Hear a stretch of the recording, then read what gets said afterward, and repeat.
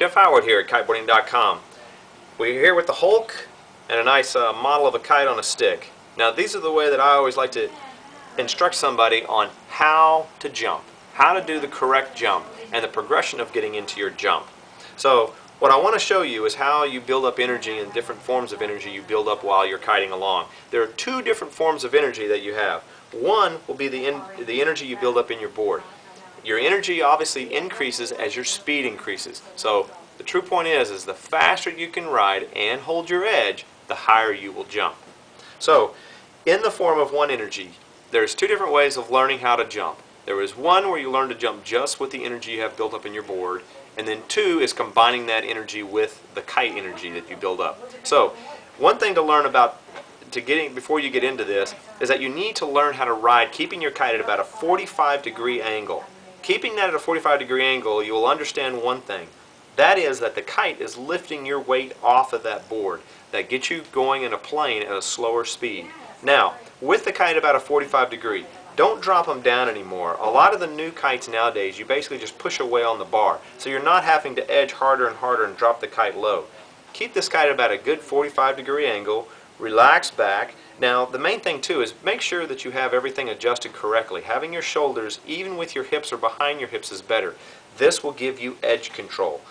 If you can control this edge, you will be jumping a lot higher and understanding how you dissipate that energy in the board. So again, quick note, 45-degree angle, and set up your system where when you're powering and depowering, your shoulders are in line with your hips. Now, while you're riding at 45-degree angle, the first step is keep your hands close together. If you're riding along and you're not having any problem, this is perfect, keeping your shoulders back. Now, the first form is keep your hands close together, leave your kite at 45, do not turn it, and edge away with the board. Now, this energy you have built up in your board will pull and give you a good pop, and then you will land back down. Again, don't do anything with the kite.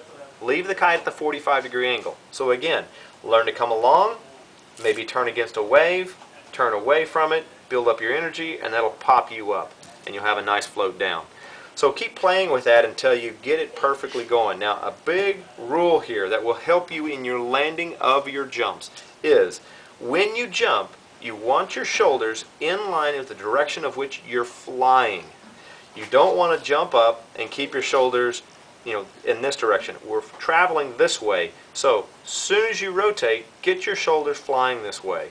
What happens is as you come up like this and you jump, keep your shoulders there. Landing is easy by bringing it back in and you hit the tail.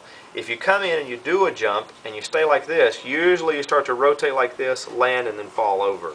As you can see the Hulk's doing here. Hope you guys are getting a good laugh with it, but he's a great model. He rides the board really, really well. Good and strong. So remember, jump, pull away, keep your kite at 45, keep the shoulders in the direction that you're flying through the air, you the rider, and then land it back down.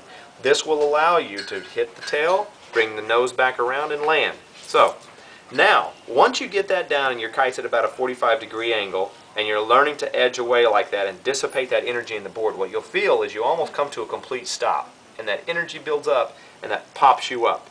You're not even turning the kite yet. Now, once you get that and you learn all that, take your time. Keep the kite at 45 degrees.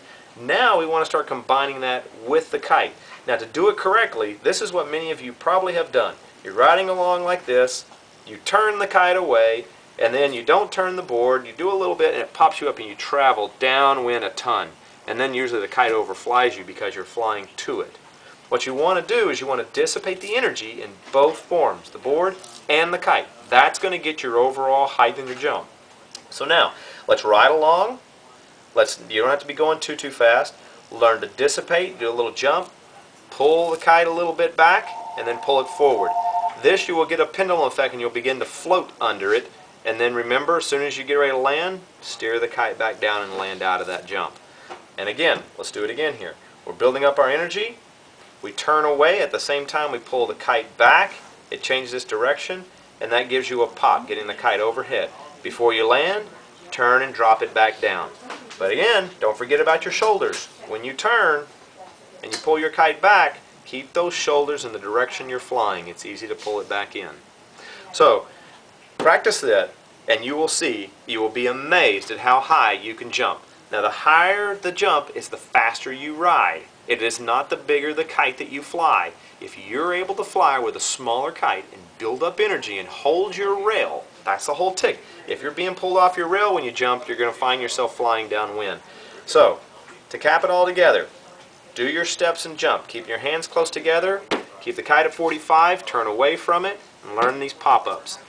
Then, your next phase is learning doing that same pop-up but turning the kite back, and then that'll pendulum you under. That gets the float, and that's where you see the guys come down, the guys, the pros that really know how to do it. They come down and just touch the water, tap down. It's flying that kite.